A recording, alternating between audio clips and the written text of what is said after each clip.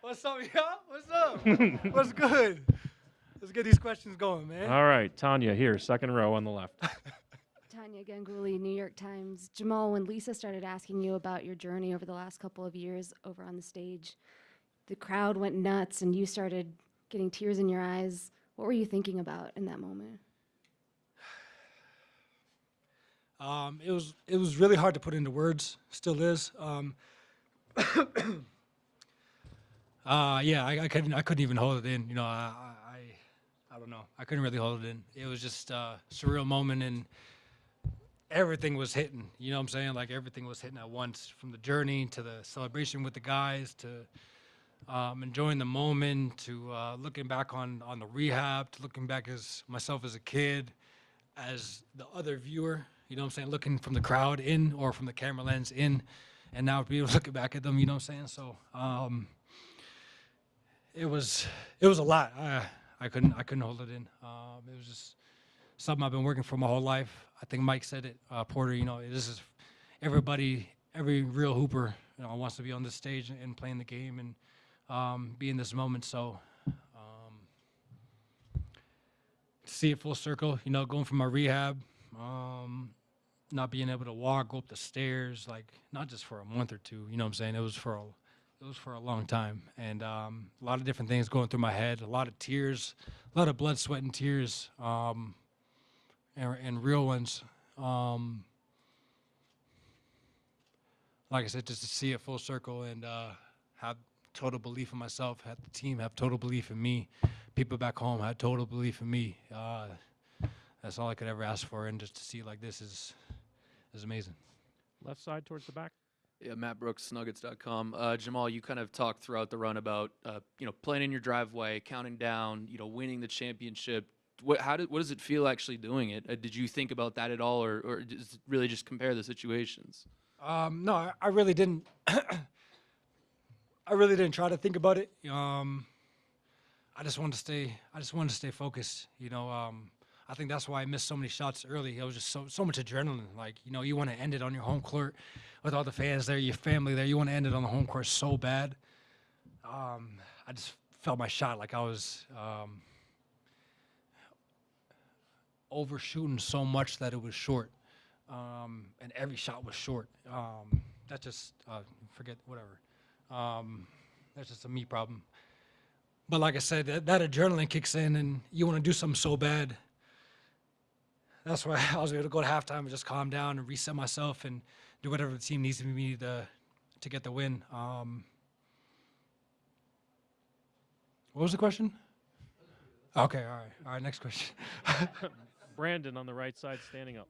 Hey, Jamal, Brandon Kristoff from KOA here in Denver. You kind of touched on the buzz as it built up to the finals and Kyle Freeland wearing your jersey and seeing him at dinner. Shout out to Kyle. You've been here for a long time now.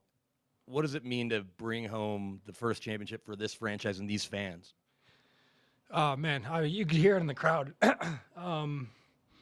Just the excitement. We have the best home court for a reason. I just felt like, all season long, even the past couple seasons we were hurt, they were just there for us. When we didn't have the energy, they brought us energy. They gave me energy. Like, they gave me energy to come out and do an arrow or make a couple shots or show a little bit more emotion than normal. They would really help me go, and that's why everybody loves to play at home. I can't shout out these fans enough. I just so happy for the city of Denver, Cronkies. We really earned this one, and yeah, it's surreal to see it through. It's tough to answer these questions right now. Vinny in the center, third row. Vinny Benedetto with the Denver Gazette. Jamal, Nikola famously said that he expected you to suck for the first 20 games of the regular season, and there was all the talk about, is Jamal back, is he not back? How frustrating was that for you to deal with, and does that make this moment even sweeter to kind of have people, I guess, questioning your ability to return? Yeah, I knew I was going to suck for the first few games. Like, I had to live with that. I knew I wasn't going to put up 40, 50 points in the first couple games. I always say, if you go back to the first game in Utah, I picked up the ball in the paint like 5 times I could count. Like, I was so lost. I had never felt being that lost on the court before. I just didn't want to go into the paint or jump or land or feel contact, and just how far I've come from that moment. You know, I still have different moments where I'm tentative, best word for me to put it, to do certain actions, you know, rebounding among everybody, or but I've just gotten so much better at that and just putting that behind, you know, not just me, Mike too. You know, I think Mike, I shout out to Mike, he's gone through so many different injuries, and just see him constantly stay locked in, be a team player, and grow his game in different aspects, to have an all-around game, you know, even if he's not shooting well. It's just really great to see the growth of this team. And yeah, that first game in Utah, I was I don't want to say scared, because I wasn't. I was confident, but I was so tentative in everything I was doing. And just see from that game to this game to the finals game where I've come, it's just, I'm just happy for myself. On the left here. It's been congrats, Jamal. Appreciate it. There's all this negativity for whatever reason surrounding the MVP race around Jokic, and people talking about stat padding and even race. What is there left to say about him now that he has a championship and finals MVP? And what do you think winning a championship with Jokic, you two, what is that going to do for you guys now moving forward into the future? I mean, you know, I seen a picture of Jokic and Embiid running for MVP, and Jokic keeps running. And I think that just speaks so much to what his mindset is. Like, you know, I got mad at him today in the game because he kept passing the ball. Like hit him in the pocket, he has a floater, and he passed it out of bounds, turnover. I'm like, bro, just shoot it. But that's just part of him, you know. Like that's just his game, and that's what makes us so good. Is you have to, even when he's open and guys are late, you still have to guard him and guard everybody else. We're just an all-around team. You got to guard every single person that is on the court, whether they can shoot or not, finish or not. Everybody's a threat. And we play so unselfish, giving each other spacing, giving each other different looks, knowing that the ball has energy and it will find you when the time is right. You know, I keep bringing up Mike. I thought he was amazing today. You know, I didn't shoot well early. Yoke didn't score early. You know, a couple calls didn't go our way. And Mike we just told him, yeah, this is your night. You know, no matter what happens, this is your night. And we just tried to make an effort to get him going, and he took advantage of it. And you know, he kept us in the game for a minute, or the first half, or whatever. I don't know. He was just aggressive all night, and that just speaks to our team. You know, wanting to see each other succeed. Aaron Gordon guarding the best player every night, knowing that he wants to shoot some step-back threes here and there. We said, no, get your ass in the dunker, dunk the ball, play defense. We can win a championship. And he's just so unselfish, man. He's just like, everybody played a pivotal part. You know, Jokic is the Finals MVP, and rightfully so, deserving. And he makes everybody connect and everybody want to win, being so unselfish. And I thought, you know, down the line, everybody was so unselfish for us to get this done. Standing on your right. Jamal, first off, congratulations. Thank you. Brandon Ewing, Denver Stiffs.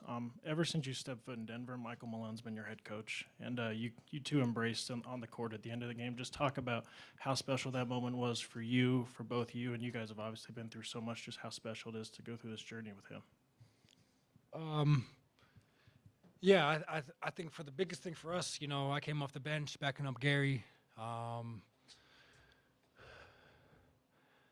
just think he had continual trust in my game and what I'm trying to do out there. And you know, when I'm bringing the energy, making shots or not, he trusts me to make the right play out there. And you know, I got on him sometime during the season, like, hey, we're not your little kids anymore. You know, we're grown men, and if we make a mistake, just come talk to us. Just come talk to us. And you know, when we weren't that good, he had to have that kind of authority and defensive mindset, and just get honest and pull it out of us. Now it's like we know what we need to do to win. We know what to expect from each other, and we can get on each other to push each other to be better. And I thought he's not just this year, but each year that we've been together, he's grown in just how to handle us. And I think that's so important, the way you handle people in the locker room, on and off the court. And he's done an amazing job of just keeping us positive, coming to timeouts, keeping us positive, moving on to the next play when we make a mistake. Shout out to Ryan Saunders, shout out to DA, David Adelman. Yeah, he's the worst coach ever. No one should take him. He's horrible. He's disrespectful. He sucks. And yeah, so he's not going anywhere. Shane, third row in the center. Jamal, Shane with Ford Sports. Now that you won the title, I guess how critical has the team camaraderie here been in order to get to this point? Yeah, I was the best word for me to say is unselfish and having trust in each other. You know, the biggest thing is when we give each other spacing to work, we allow the defense to make mistakes or our reads to happen. And so, you know, AG just staying patient, knowing that he's going to benefit when the action's done. Mike staying patient, knowing that when Yoke rolls, they have to tag, and he is one of the best corner wing shooters in the league. Like, he's going to benefit. If they double me, I don't need to force it. Like, I just hit Yoke in the pocket and let the play happen. KCP playing defense, knowing that we're going to give him a touch here and there and find him in transition. You know, CB just doing everything he needs to do to stay on the court. And Jeff just being the vet, honestly. DJ, knowing that he's not going to get in the game too much, but just, I mean, talking to me, not just on the court, but off the court, keeping me locked in. And like, it's just down the line. Everybody had a role to play in this in our success. And I'm just so happy for our guys. We really did this shit together. Third row here on the right side. I need a champagne. Come on. Hi, Jamal Jacknap from Dominican Republic. Where you at? Oh, okay. Congratulations. Thank you.